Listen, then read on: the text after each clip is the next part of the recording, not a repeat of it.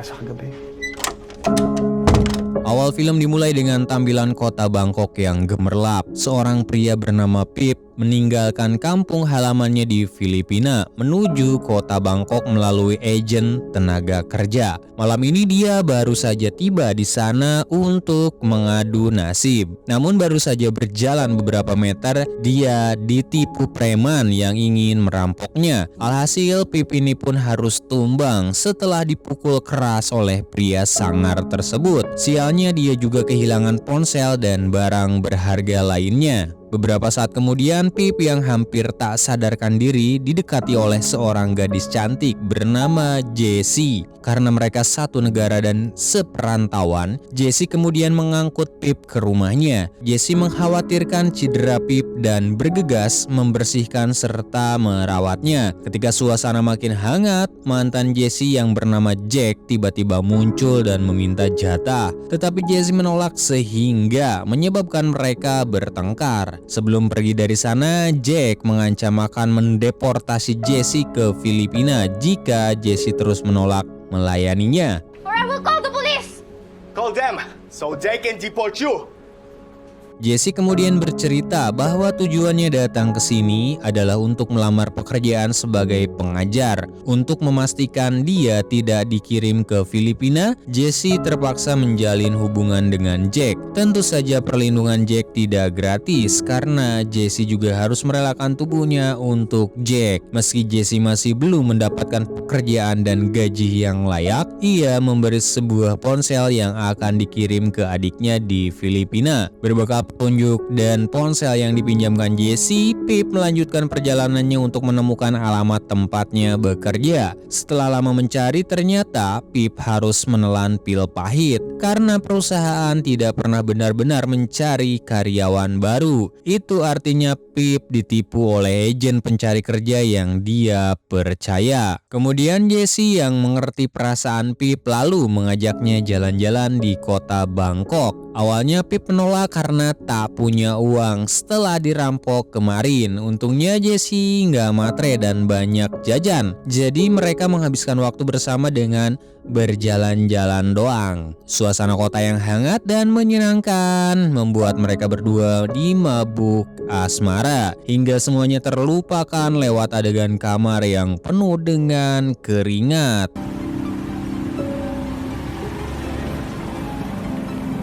Setelah puas, mereka duduk bersama dan membicarakan banyak hal. Di sana Pip juga menanyakan tentang tanda lahir di sebelah kiri dada Jessie. Jessie kemudian mengatakan itu adalah tanda yang penting. Jika Jessie hilang, akan lebih mudah bagi orang untuk menemukannya dengan tanda lahir tersebut. Pagi datang, Jessie terlihat mengantar Pip karena Pip akan mencari pekerjaan baru di luar kota. Sebelum berangkat, Pip mengembalikan ponsel yang dipinjamnya dari Jessie. Jika sudah bekerja, dia akan membeli ponsel baru dan menelpon Jessie. Dia juga berjanji akan mengunjungi Jessie ketika dia sedang libur. Waktu telah berlalu dan kini Pip telah bekerja sebagai tukang bersih-bersih di area tinju yang biasa digunakan untuk bertanding. Selain bersih-bersih, Pip juga belajar dan dilatih sebagai petarung di sana. Saat sedang senggang, Pip selalu video call dengan Jessie.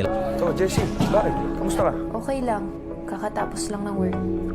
Beberapa minggu kemudian, Pip akhirnya mendapatkan jatah hari libur. Dengan penuh harap, Pip naik kereta menuju apartemen Jessie. Namun sesampainya di sana, ia menemukan rumah Jessie terkunci. Handphone Jessie yang tidak bisa dihubungi juga makin membuat Pip kebingungan. Mungkinkah pujaan hatinya diculik atau justru menghindarinya? Di tengah kebingungan itu, kemudian seorang tetangga Jessie mengatakan bahwa beberapa hari yang lalu Jessie dijemput petugas imigrasi untuk dideportasi. Mengetahui hal tersebut, Pip merasa sangat sedih. Untuk menghilangkan stresnya, Pip menghabiskan waktu dengan minum minuman di bar sampai habok. Tak lama kemudian, kebetulan sekali dia melihat Jack. Pip teringat dengan ancaman Jack yang ingin mendeportasi Jessie. Pikirannya yang sedang kacau membuat Pip kehilangan kendali, dan di tempat sepi Pip akhirnya menghajar dan menusuk Jack hingga tewas. Karena takut kasus pembunuhan itu terkuak, Pip meninggalkan Bangkok dan kembali ke Filipina. Namun bukannya langsung pulang ke rumah, Pip meminta izin kepada pamannya untuk tinggal sementara di kota Manila. Dia tidak punya uang dan masih belum menemukan pekerjaan baru. Jadi dia memutuskan untuk tidak pulang agar tidak membebani keluarganya. Sore harinya Pip melihat pamannya bertaruh di ponsel. Di sini sang paman memperkenalkan sebuah situs live streaming yang diisi gadis-gadis muda. Pip yang pikirannya benar-benar kacau lalu menjelajah situs tersebut dan pada suatu saat dia kebetulan menemukan seorang gadis dengan tanda lahir yang sama dengan Jessie. Pip mengira wanita di balik topeng itu adalah Jessie dan kemudian memutuskan untuk mencari wanita pujaannya. Pip lalu pergi ke kantor polisi untuk melaporkan Jessie yang menghilang. Seorang intel lalu menggunakan situs web untuk mencari tahu di mana para gadis itu tinggal. Tapi sang intel menyuruhnya merahasiakan pertemuan dan informasi tersebut.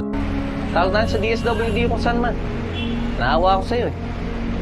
Pip akhirnya tiba di lokasi. Demi bertemu dengan Jessie, Pip berpura-pura ingin melamar posisi sebagai anggota IT. Tentunya dengan seseorang yang memiliki tanda lahir di dadanya untuk memperbesar peluangnya diterima. Pip bertemu dengan seorang wanita bernama Kat yang memiliki tanda lahir yang sama dengan Jessie. Setelah melihat foto tanda lahir Jessie, Kat mengatakan bahwa mereka adalah dua orang yang berbeda dan dia juga tidak mengenal Jessie. Tapi di sini Pip yakin akan perasaannya. Dia tetap ingin berteman dengan Kat. Dengan begitu mungkin di sana dia akan menemukan informasi lain tentang Jessie yang telah menghilang. Beberapa hari kemudian Pip terlihat lagi di rumah tersebut. Namun di saat di depan rumah, dia bertemu dengan seorang wanita bernama Nina yang merupakan bos dari Kat dan teman-temannya. Mengetahui Pip sedang menganggur, Nina memberinya nomor teleponnya dan menawarinya pekerjaan. Setelah saling mengenal, Kat dan Pip akhirnya pergi kencan bersama untuk bersantai. Seperti yang diharapkan, suasana kembali mendukung sehingga sesampainya di rumah, keduanya langsung berbagi keringat. Paano man ang iniisip mo,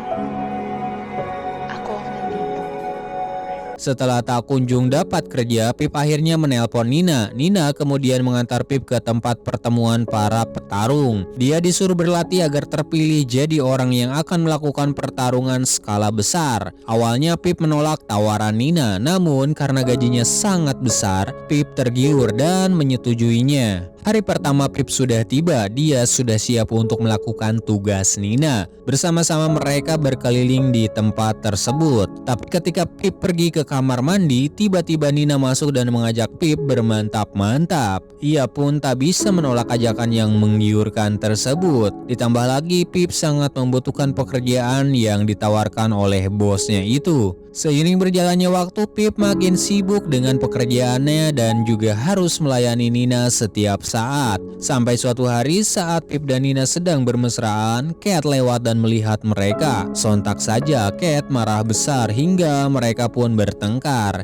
Keesokan harinya Pip terlihat datang ke apartemen Kat karena ponselnya masih belum bisa dihubungi. Anehnya teman Kat juga tidak tahu kemana Kat pergi. Kat tidak pulang tadi malam dan tidak meninggalkan pesan untuk mereka. Merasa hancur karena kehilangan Kat, Pip bergegas ke kantor polisi untuk menemui sang intel kepercayaannya. Di sini dia memintanya untuk menemukan Kat, namun sebagai syarat Pip harus terpilih sebagai petarung untuk pertunjukan besar. Tanpa sepengetahuan Pip, ternyata intel itu telah bekerja sama dengan Nina untuk membuat pertunjukan demi sebuah perjudian menjanjikan. Nantinya Pip diminta berpura-pura kalah dan cedera demi memenangkan uang yang nilainya cukup mencengangkan. Di tempat lain, Pip yang ingin menjadi satu-satunya kandidat petarung berusaha menyingkirkan saingannya. Dia mengikuti Anjo dan ketika berada di tempat sepi, Pip langsung menghajar Anjo hingga pingsan. Tanpa diketahuinya ternyata Anjo adalah adik dari Jessie. Dan dari situ terungkap fakta bahwa Kat adalah Jessie yang telah mengubah penampilannya. Meski begitu tanda di dadanya tidak hilang dan ini membuat Pip sedikit lega. Melalui arahan dari Anjo, Pip akhirnya bertemu dengan Kat secara diam-diam. Di sana Kat memberitahu bahwa intel yang sangat dia percayai sebenarnya bekerja sama dengan Nina untuk membunuhnya. Kemudian Kat yang sedang sedang buru-buru menyuruh Pip datang ke tempat biasa mereka bertemu jika Pip selamat dari pertempuran. Pada hari pertunjukan, Pip awalnya mengikuti semua rencana Nina dengan si Intel.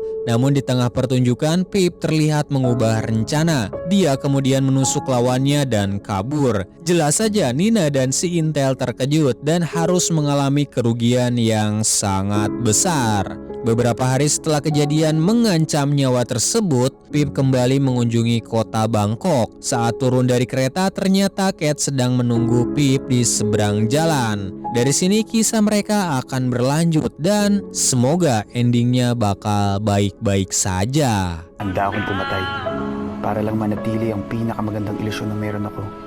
Selesai. Sekian alur film Balik Taya tahun 2023 dan sampai jumpa di cerita film selanjutnya.